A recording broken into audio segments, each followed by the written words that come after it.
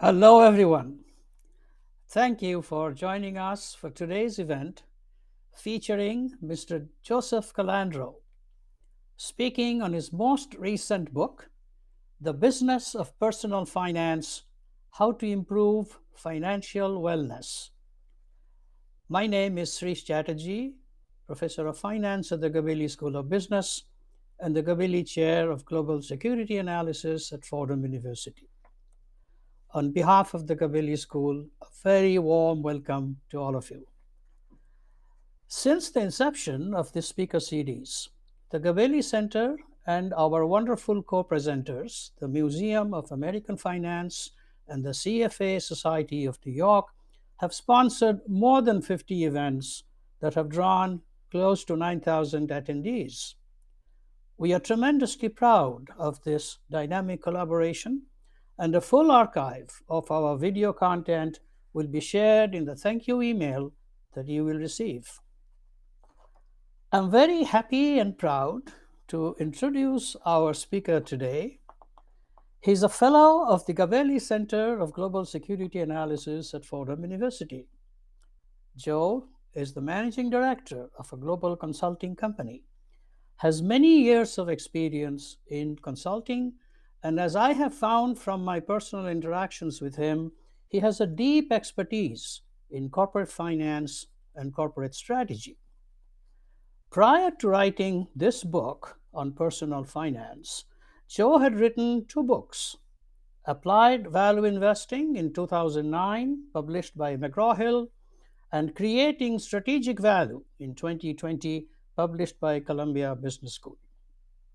He writes for several finance journals and is a contributing editor of the journal Strategy and Leadership. Joe has been a guest speaker in every semester of a hugely popular value investing class taught by my colleague, Professor Jim Kelly.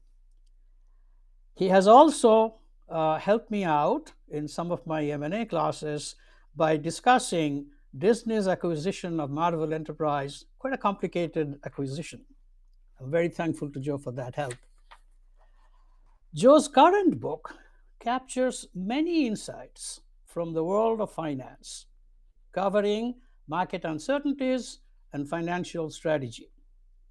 If I may pick a few favorite chapters, I'll pick chapter 2 on interest rates and also chapter 7, which shows how the tools of corporate finance, balance sheet, income statement, cash flow statement, can be used by individuals to manage their personal finance. This is a great insight. Mr. Calandro will speak for about 40 minutes, at which point he will address questions submitted through the question field that is located below the video player. Please feel free to submit questions at any point during our event. We will be addressing as many of them as possible during the session. My colleague, Professor Kelly, will join me in the Q&A section. All attendees of today's event will be receiving digital copies of Joe Calandro's book, with information coming to you following our event. And now I'm delighted to turn it over to our speaker and my good friend, Joe Calandro. Thank you, my friend. I appreciate that very kind introduction, and good afternoon to you all. My name again is Joe Calandro, and I'm pleased to be speaking to you today. On the overhead slide is my bio, which I'm not going to go through. Shrish has given me a very kind introduction that cited much of it. But when you see a bio like this, or you hear about it, it's common to think that the person in question, came up in a very comfortable environment and had many doors opened for them because of that. And it's quite the opposite for me. I was raised in a poor, broken, highly dysfunctional family, so dysfunctional that I'm permanently estranged from many of my relatives to this day, and it will remain that way. Put myself through undergraduate school, put myself through graduate school, went to lower tiered schools because that was all I really could afford. After graduate school, I did have an opportunity to study at some of the bigger schools, and that's what led to much of the published research, but I funded that as well. Now, some of you may be thinking, well, he may have had it hard, but given what he's done, he's probably very well healed right now. And that's also not true, because I was relatively older when I started making significant career moves. So I didn't have the amount of time that many of my colleagues did and do to accumulate wealth. But what I have been able to do is comfortably afford the chosen lifestyle of that I chose, my wife chose, and my daughter, who's mentally and physically impaired, also chose. And we were able to do it using a lot of the techniques we're going to talk about today, and that are covered more in depth in the book. So this book isn't just a marketing gimmick, or written by someone who basically says, do what I say, not what I did. I actually practiced everything in this book, and which is how I know it works. And probably because of that background, about 10 or so years ago, I began getting calls from a number of my friends, many of whom were making 7-8 figure salaries, but for one reason or another, they kind of fell on hard times, and came to me seeing if I can give them an introduction, into the consulting industry. And as I was talking with them, it became very apparent. They were all in the finance field, by the way. Some were CFOs, many were investment bankers, some were even investors. And they did things in their personal finances that they would never do for their investment clients or for their corporate finance clients. And that disconnect was extreme. So two examples. In one case, a gentleman 10 years older than me made a series of very bad kind of career choices. As a result of that, he was out of work for quite a long time. But even though he was older, and this person had a finance background, the mortgage wasn't paid off. A lot of the savings had been spent on consumption goods, so there was really no money left.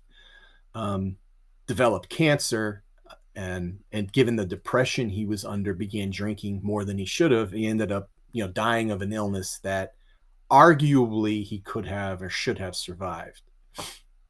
And then there's the other side, somebody the exact same age, but was at a very high level for a financial services firm. He's at the what we call the C level, the chief level.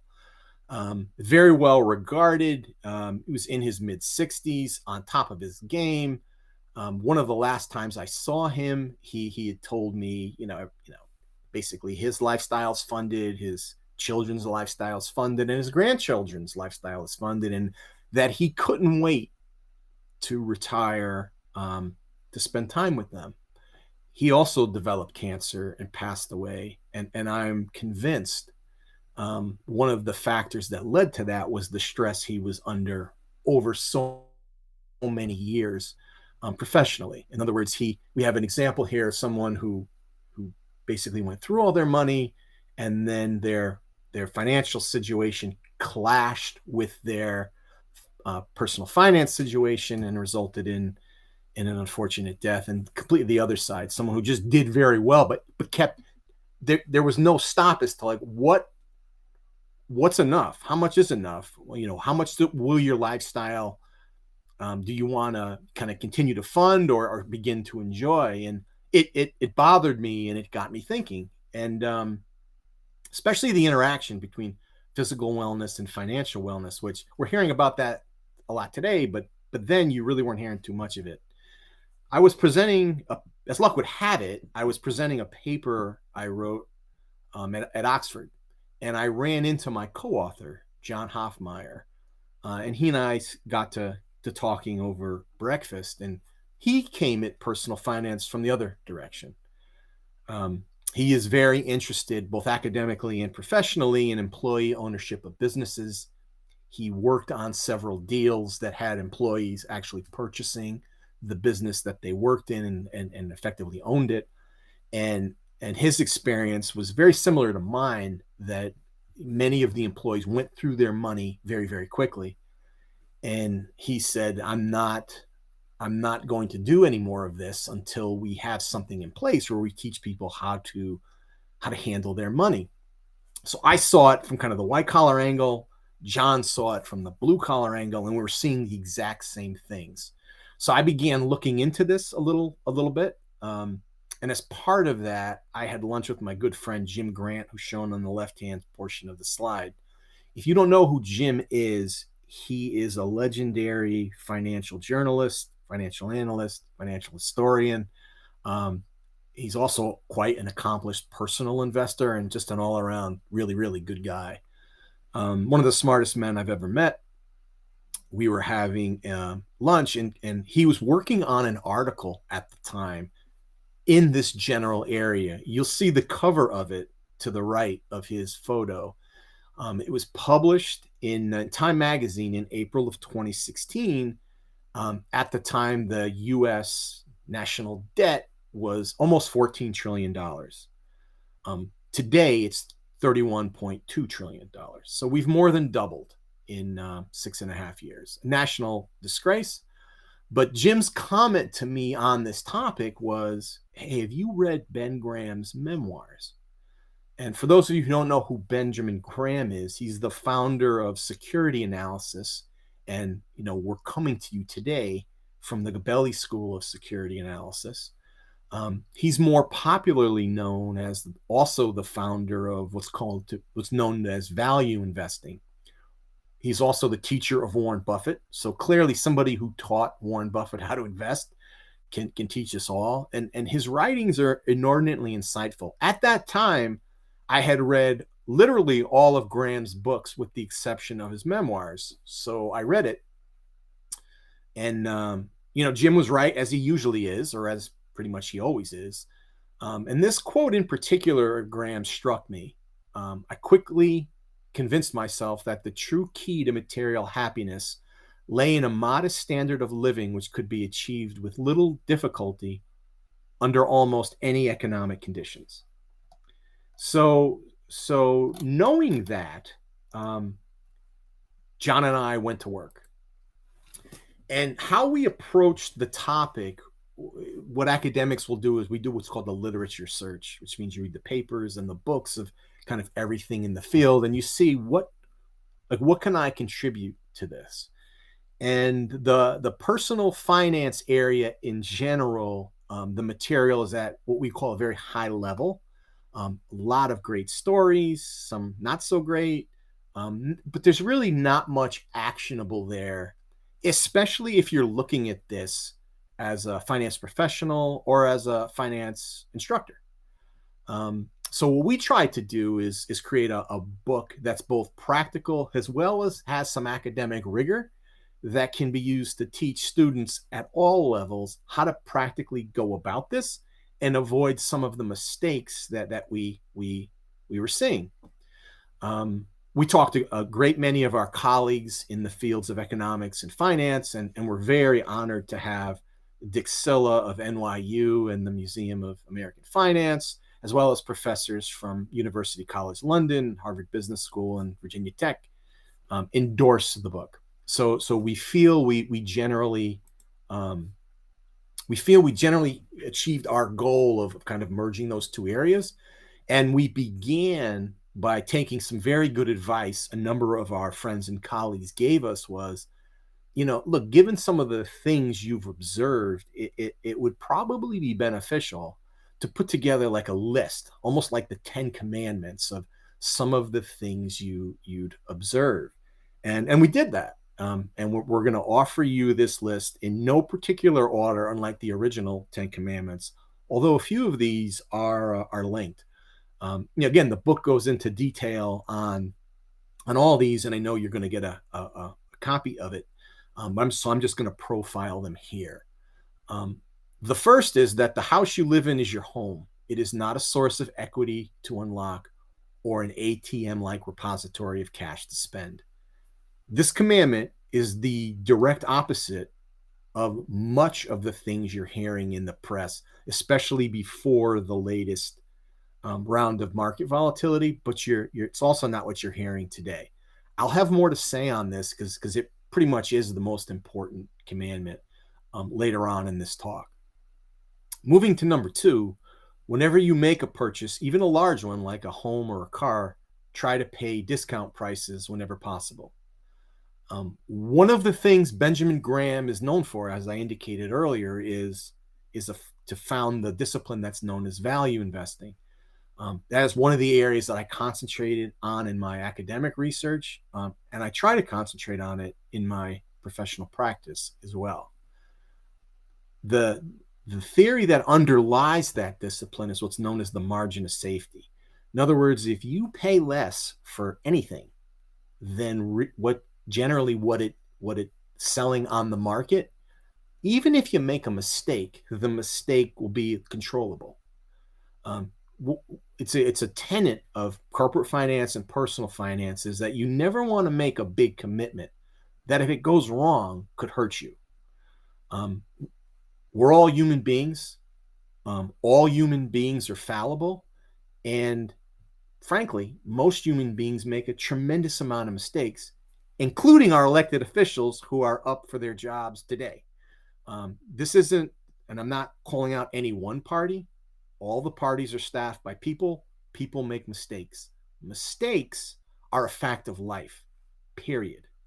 So it makes sense from a finance perspective to try to mitigate the mistakes any way you can, and paying discount prices is a great way to go about doing that.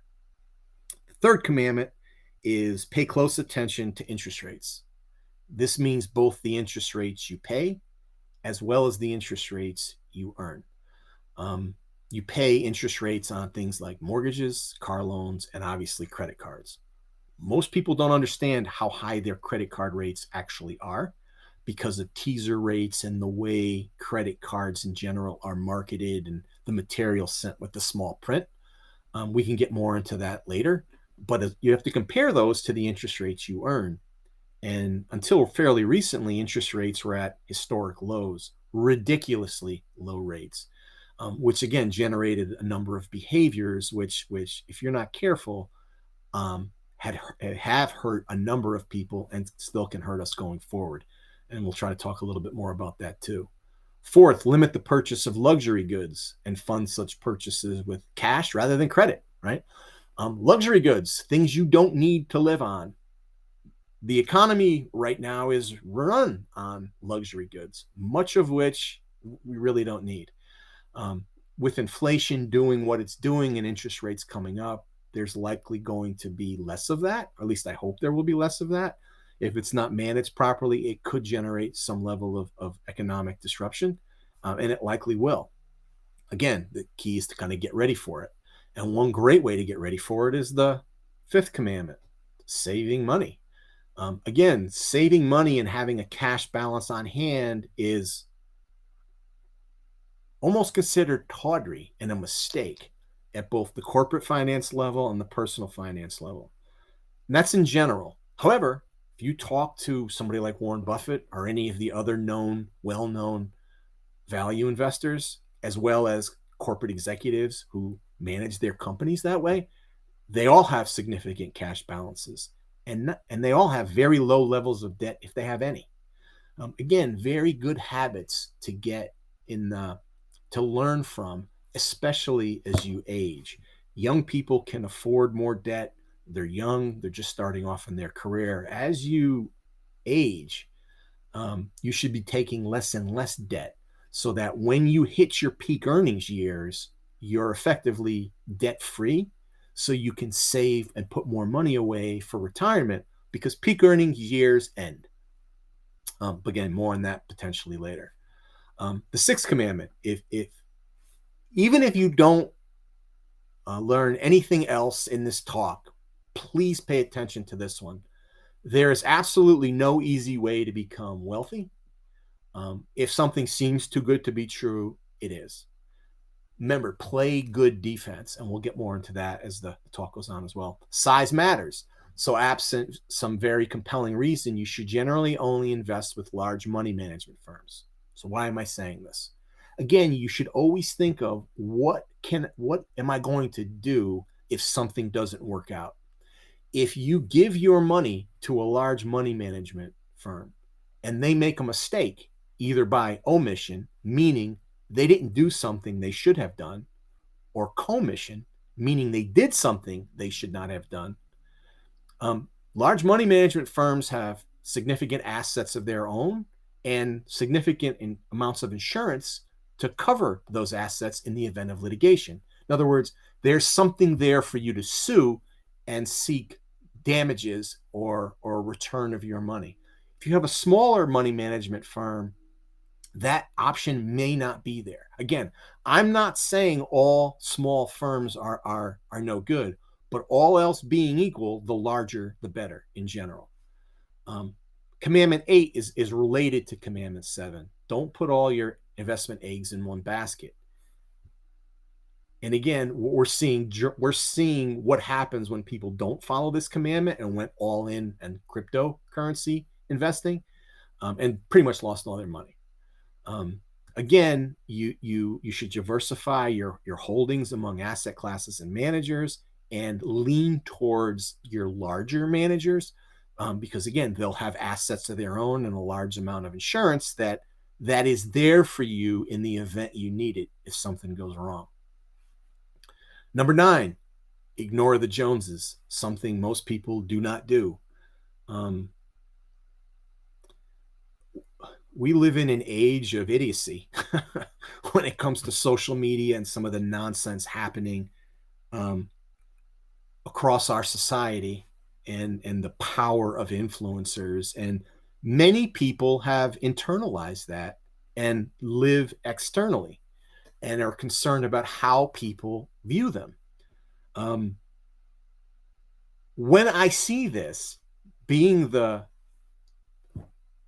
professor in me comes out, and I'll question them about it, because it's clear that the people are living externally, and almost to a person will say, no, I don't care what anybody says. One of the keys in life is do not lie to yourself.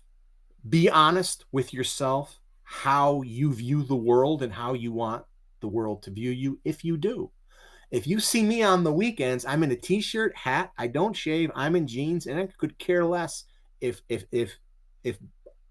no one likes it or is offended by it. Or I'm not there to please them. I'm there to spend time with my wife and daughter, and we do that. I do that in a very comfortable manner. Again, try to ignore all of the kind of craziness out there and focus on your lifestyle, what makes you happy, and what you want finance to fund for you, regardless of what anybody else may think.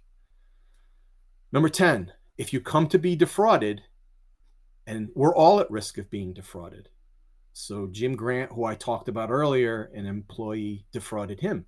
Jim called law enforcement, and the man's in jail. I'm not talking out of turn. This was covered in the press. I was also defrauded. I worked with local law enforcement, and I got my money back. So if somebody like Jim can get defrauded, I got defrauded, we're all at risk for it. Try to be careful, but if it happens, contact law enforcement immediately. Don't put your head in the sand and don't feel embarrassed. These things happen. What matters at that moment is correcting them, getting your money back. This is also important if you do transactions online. We're seeing more and more of this. So if you do business over an application like PayPal, PayPal tends to be very good. If you're defrauded, they'll stand behind it and they'll refund your money. I only do transactions with American Express. American Express is very good. So if something were to happen, and I've had 2 instances where PayPal stood behind a payment and American Express did. So again, be very, very careful, especially with small sums of money. And always be thinking, if something goes wrong here, like what am I going to do to protect my funds? So those are the 10 commandments. Shrish talked in the introduction about interest rates. In general, the knowledge of interest rates is probably at all-time lows today. There's a number of reasons for that, which I don't have time to get into right now. But whether you buy something now or later is like a key decision we all face and will continue to face. It's natural to want nice things. I certainly do. I know all of you do. However, it may not be economically wise to buy something quote unquote nice today that you don't need. One of the things I found is that people who use their money well tend to buy things they truly need. So, referencing Commandment 4, limit the purchase of luxury goods. They also tend to pay discount or otherwise reasonable prices, which is the second commandment. And then they save the rest of their money, which is the fifth commandment, so that they'll be able to buy things that they truly need very economically in the future. That's known as thrift. And today it is a very much a dying art, in contrast to Ben Graham's earlier quote. Regardless of that sad fact, what many people don't understand is that time and somebody's time preference is literally at the center of thrift. So if you spend all your money today, and therefore you don't save anything, that's an extremely immediate time preference. But so you should at least know what the interest rates are that you're giving up to fund your spending today. Second example, if you buy things today on credit, which is also an immediate time preference, you're going to be charged an interest rate. Understanding what that rate is and how much it will cost you over time is important. And you should also compare it, right, to the interest rates that, again, like we talked about earlier, that you are receiving. And if you buy relatively little today and therefore save most of what you earn, which is a very long time preference, you still need to determine if the interest rate you're earning compensates you for your delayed purchases, right? So this is at the center of your lifestyle. And when I talk to people about this, like, I don't know what anybody's lifestyle is. I know what mine is. You need to have a very clear understanding of the lifestyle you want to lead, and then use finance to try to fund it in the easiest manner possible, right? That includes what your fallback position is if you were to lose a job, if your wife or husband or significant other, whoever you're with, happens to get sick, your income comes down and you have to take care of them. You should be thinking about these contingencies because, again, we're humans. We cannot forecast the future. Bad things do happen, whether you're a good person or a bad person. If they're happening to you, you've got to at least be aware of how you're going to deal with it and how you're going to adjust your lifestyle to it. And if you have little to no financial pressure, you'll be much better served over the long run, especially from a physical perspective. Trust me, I'm speaking from a lot of experience here. If you don't have financial pressure adding to it. One of the key facets of interest is compound interest. And again, commandments 3 on interest rates, 5 on saving, and 6 on no easy way to become wealthier are very significant here. Albert Einstein himself said compound interest is the 8th wonder of the world. He who understands it earns it. He who doesn't pays it. Very true. Just if you don't believe me, download any one of Warren Buffett's annual letters and he'll talk about compounding in there. If you're kind of more sophisticated and you're aware of other kind of top flight investors, read one of their investment letters. They will talk about compounding too, how they evaluate compounding. And this is where it's in this area in particular where the economic mandarins really forced a lot of bad behavior when they took interest rates to historically low levels. And when I talk about historically low levels, Dick Silla, the gentleman I mentioned earlier, is the co-author of one of my favorite books, of History of Interest Rates. In the 5,000 years of recorded interest rate history, and it is a very big book, the interest rates we've just come out of are the lowest in recorded history. You can see by using a very simple tool, it's called the rule of 72, where you divide the interest rate. We divide 72 by the interest rate. It tells you the amount of years compounding interest will enable you to double your investment. And as you see, 1.5%, you're at 48 years. at 10%, it's 7. And this is where the bad behavior comes in. Most people would want to earn a return of 10% rather than 1.5. But if you can't earn a return on safer investments, if you will, you're going to what's called hunt for yield in some of these opaque, very, very, very risky and specialized areas of the market where probably 80% of the people investing there have no place to be. And that's where you were seeing a lot of volatility on the corporate side as well as the personal side. And we're going to see a lot more in the years to come, because compound interest is a double-edged sword. So it looks good, right? I'll double my money in 7 years, but that assumes you make 10% every year for 7 years. If you make 10% for 6 years, and then you draw down by 50%, meaning you lose a lot of money, which can happen and has happened in a great many scenarios, it's going to put you that much behind. So again, you have to play good defense first, understand the environment of interest rates, and then plot your portfolio accordingly in the least risky way possible to comfortably fund your lifestyle. Lifestyle is at the center of all of this and is exceedingly important. So when a corporation looks at investments, they're focused on their financial statements, right? And there's 3 of them. So the balance sheet, which record what a firm owns and what it owes, an income statement, what a firm makes and what it pays out, including taxes, and then the cash flow statement, the cash implications of what a firm makes, and pays out over time. My co-author, John Hofmeier, was the one who made the link between corporate finance and personal finance from a financial statement perspective. And it's one of those things when I heard it over breakfast, the light bulb immediately went on. And it's like, I could work with this. Like, I can do an awful lot with this.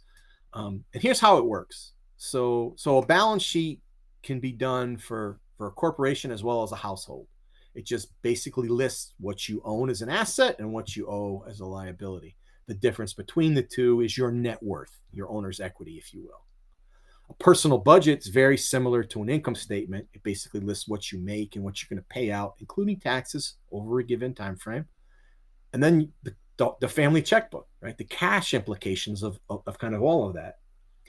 It is exceedingly important to balance your checkbook every month. I know many of you probably don't. Please start doing so. Keeping track of your cash is very, very important at all times. It's even more important in times of economic disruption. So here's an example of how this works. And again, I don't have much time, right? So I want to revisit the first commandment, basically talking about your house.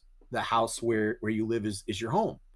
And I'm in my late 50s, and my grandparents' era, owning a home outright was considered kind of like the core of the American dream and a rite of passage. Like, if you did that, you've arrived.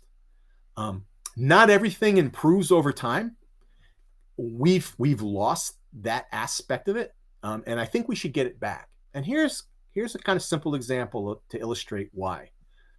So this top panel here, or this top table, is a mock-up. It's a very simplified view of a relatively common average balance sheet, starting with cash, moving down to the value of a home. So total assets in this hypothetical balance sheet, effectively $211,000. Liabilities are listed on the right-hand side. Credit cards, car loan, mortgage. You could see the liabilities outweigh the assets. So there's a negative net worth of $350. If you add up the loan to value of the car and home, you see the house and the home are $205,000. And the funding or the financing of that is $191,600.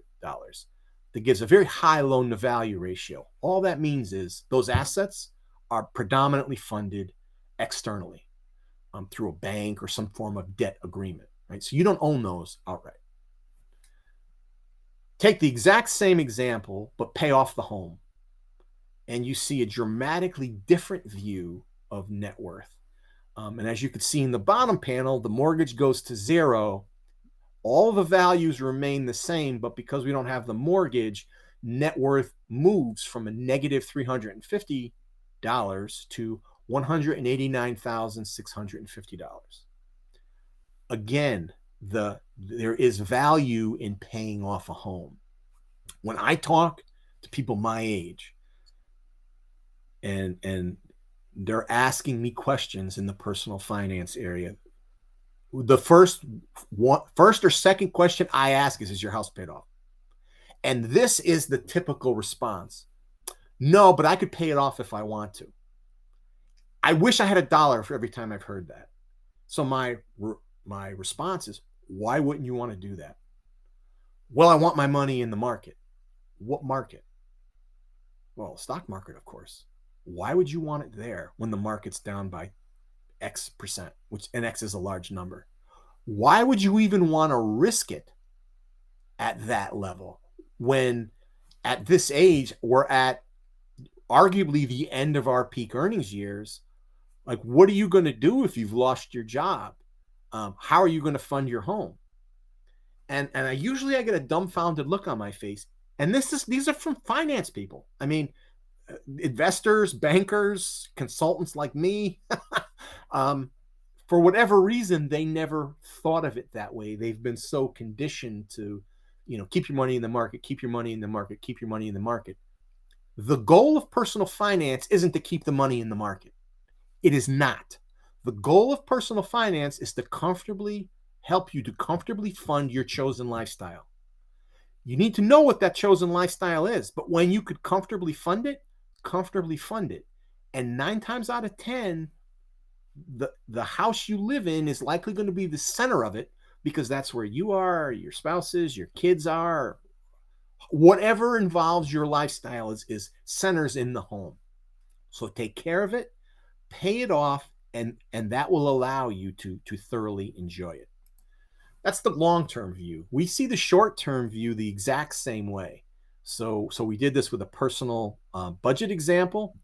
On the left panel is a leverage position. The right panel is outright home ownership.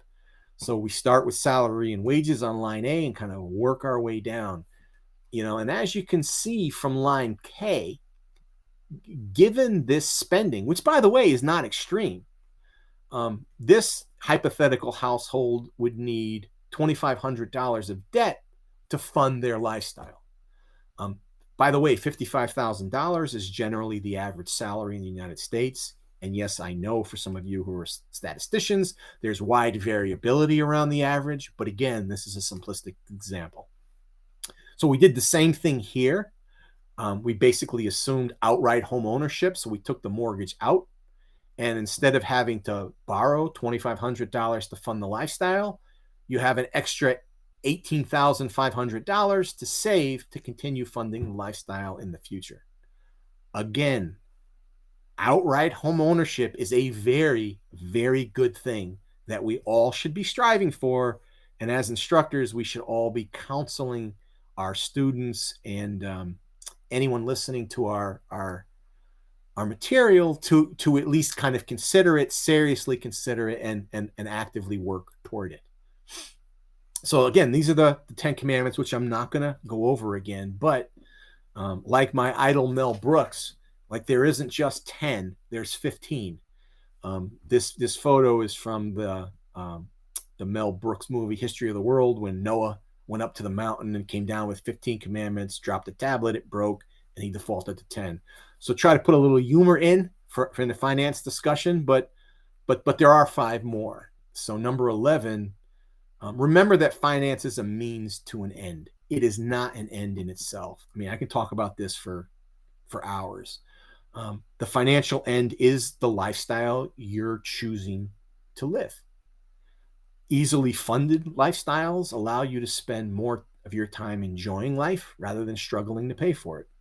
This is a very good thing, and it's something that Americans in general need to learn and or relearn and continue to relearn over time. Number 12, think for yourself. Most people do not. I talked earlier about some of the people that I'm talking to. And again, they work for some of very big financial services firms. They've graduated from some of the top schools.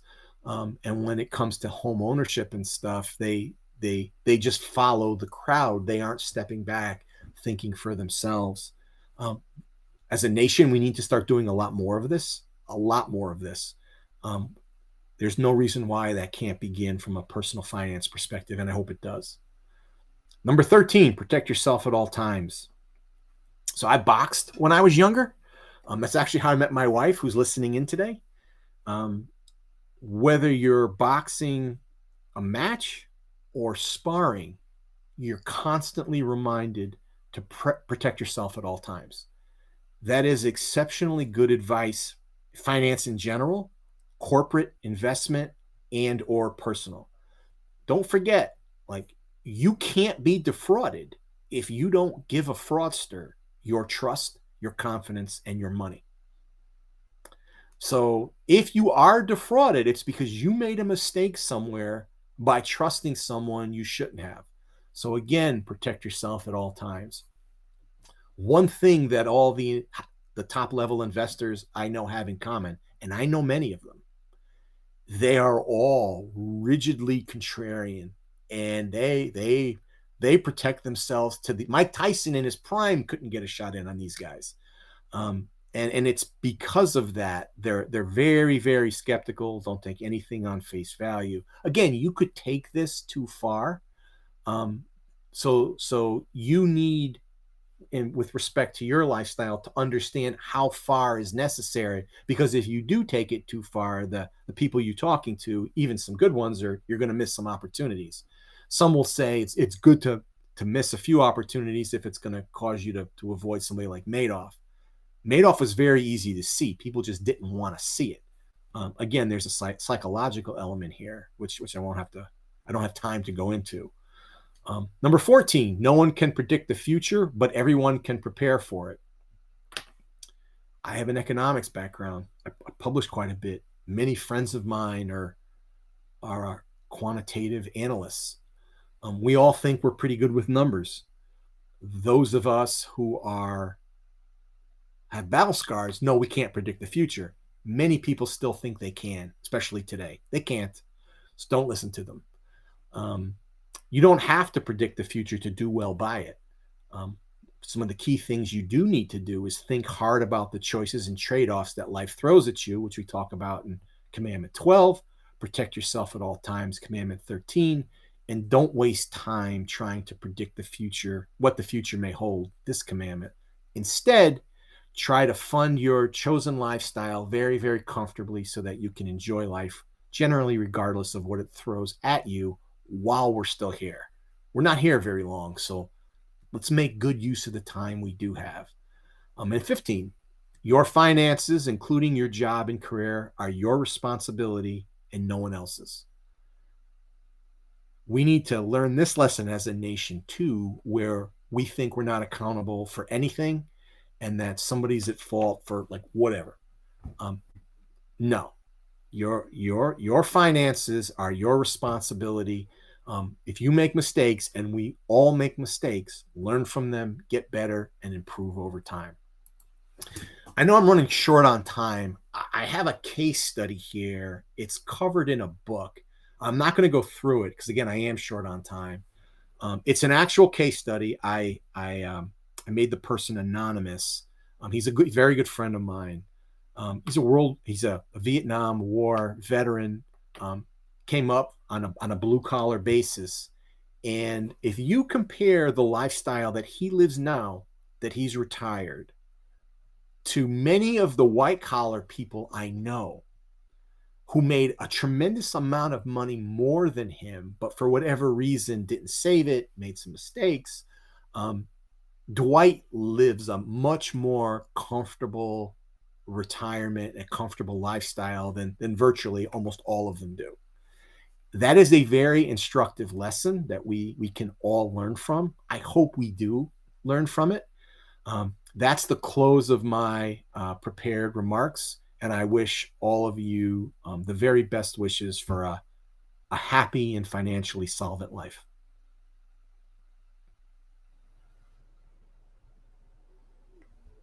Thank you, Joe.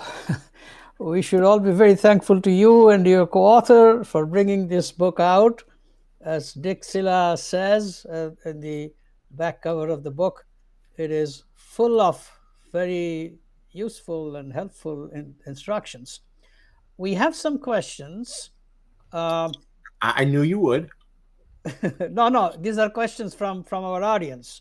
So let me start with the first one, and Jim and I will continue with the Q&A.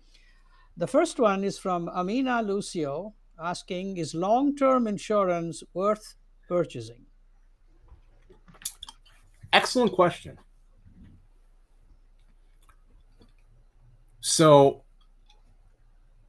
we didn't talk really a lot about investment given time frame, but when you're looking at diversifying your portfolio, it's typically thought of across asset classes.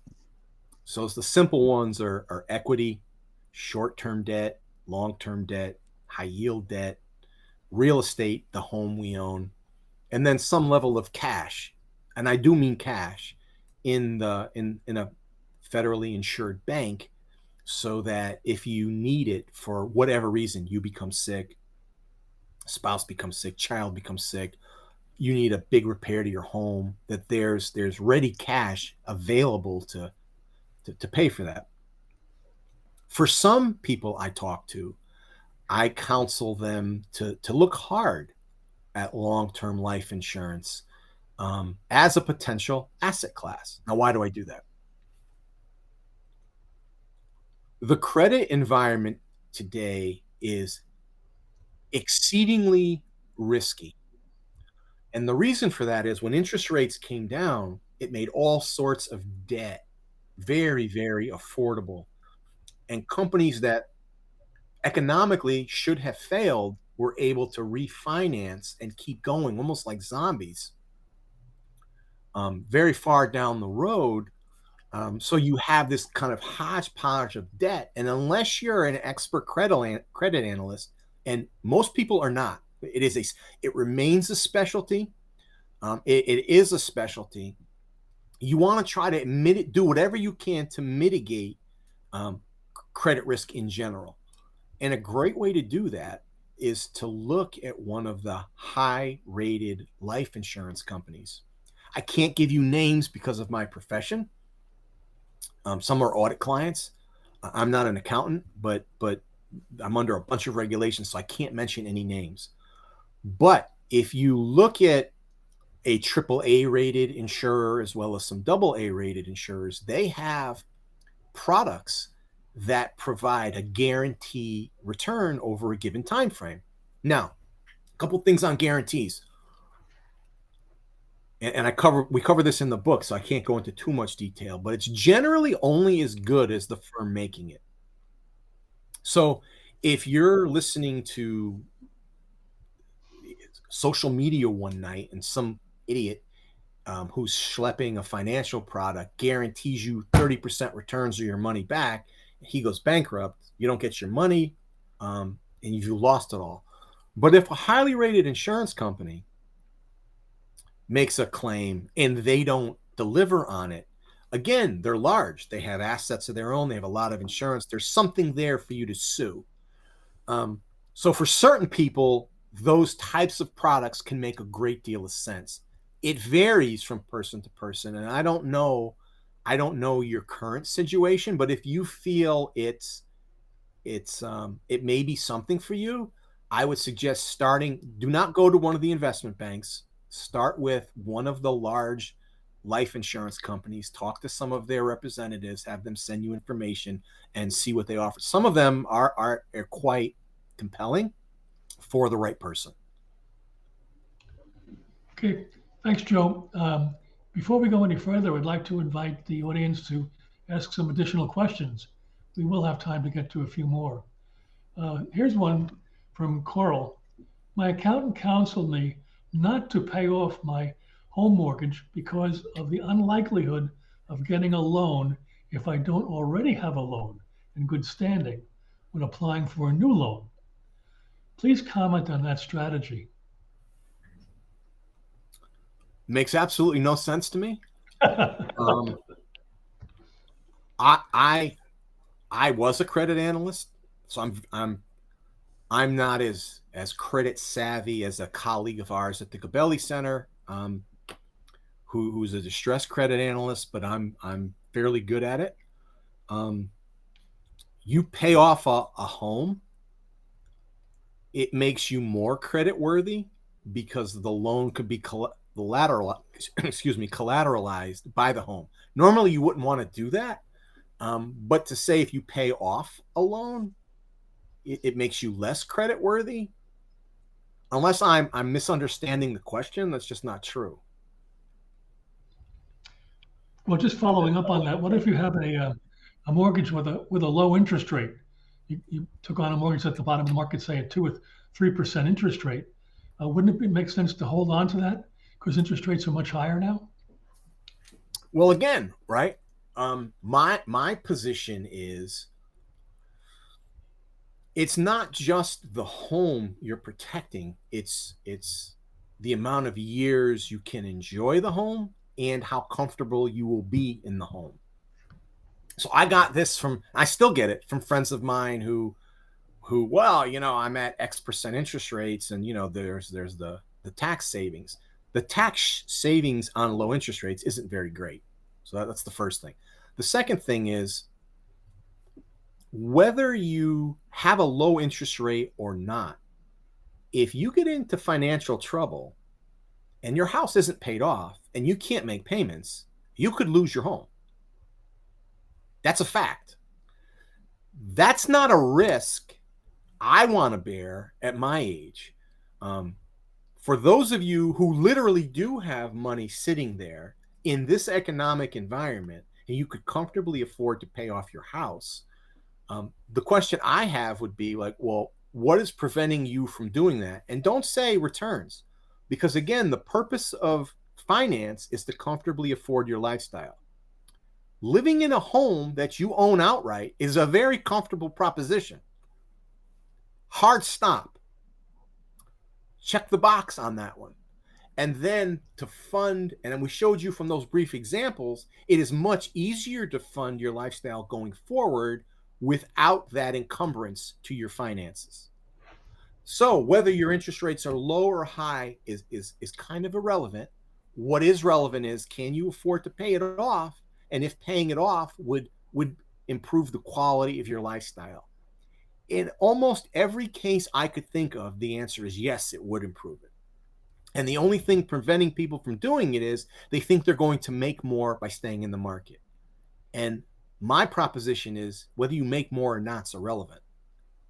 Your lifestyle, finance is a mean to fund your lifestyle. So fund your lifestyle and do it comfortably.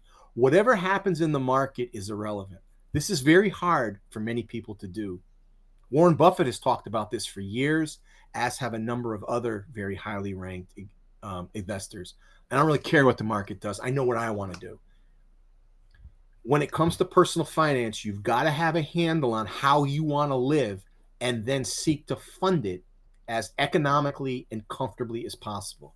Because I'll tell you, I have seen things go wrong, and they don't just go wrong one at a time. Well, I lose my job. Well, I'll get another one. I'll be fine. Well, what if you lose your job, you get sick, your wife gets sick, your kids get sick, the economy goes into recession, no one's hiring? What do you do then? I've seen it. And I haven't just seen it once. I've seen it many, many times.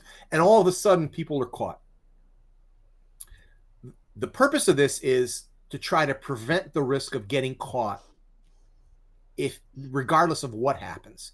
If the economy completely tanks, as many of us think it will, and we're down 50, 60%, and things get really out of hand, inflation's crazy, so the Fed has to keep raising interest rates like it is and hold the line to it, and you're out of work for a while, what are you going to do?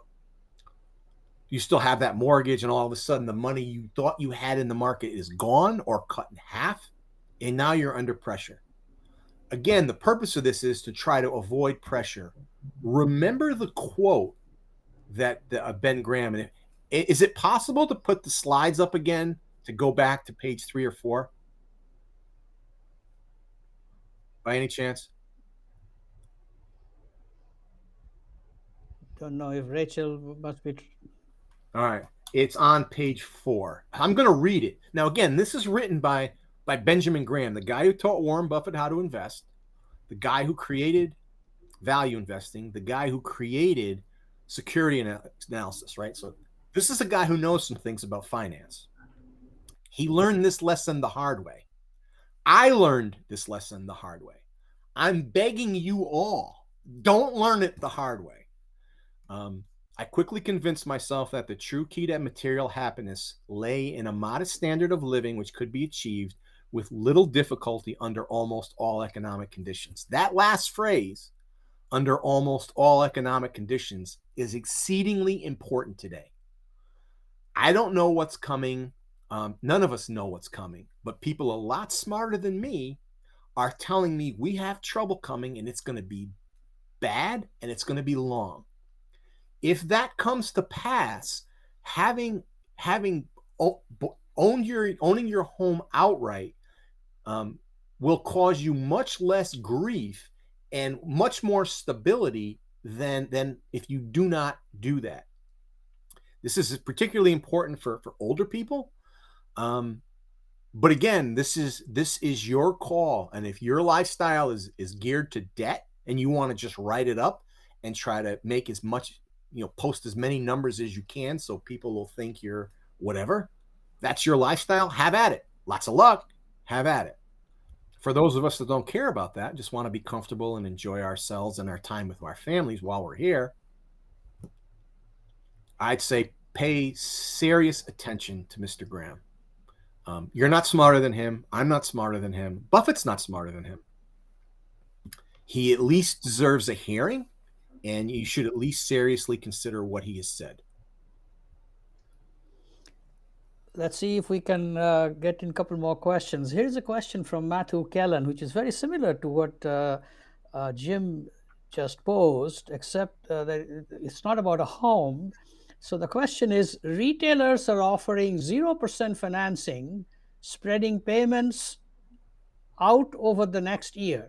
With high inflation, where it currently is, and likely to stay, for larger purchases, is it advantageous to the buyer to pay over time with no interest expense versus paying the full price today?